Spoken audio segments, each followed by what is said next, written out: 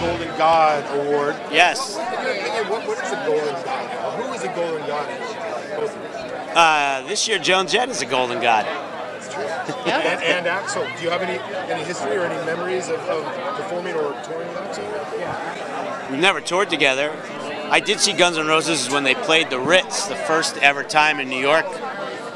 That first tour through, and it was amazing. That album hadn't broke big yet, and they played the Ritz, and it was kind of like you could see I mean, you couldn't see that they were going to become that big, but going to that show, because I was already a fan, I was like, wow, this band's great.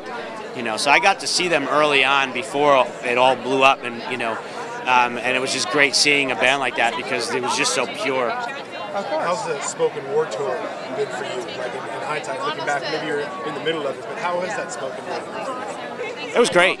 I love. Give me a stage and a microphone and tell me I'm allowed to talk to people for 3 hours, and I will. So I've got enough crap to talk about. So, and I've been having a lot of fun doing it. It's become something that's really interesting for me, and it's like an old dog learning a new trick. I've really learned something new performance-wise, so I'm just having a lot of fun with it. Now, are you still working on Pearl's album right now, or where is that? Yeah, we're almost finished. Almost finished with that, and we also just did an album together with a band called Mother Superior. Jim Wilson. First off, let's talk about your album. When do you expect it to be out? I don't know. This year, next year? Next year. Yeah, I think next year. And for fans that might not be familiar with the sound, what can you how can you describe it? We're calling this California Country. California Country. And how is it working with your husband and Scott in the studio? Is it a different dynamic, or how is that for you? For me, it's fantastic. We're a great team. You know. Yeah, I love getting to play with her and getting to be a part of it.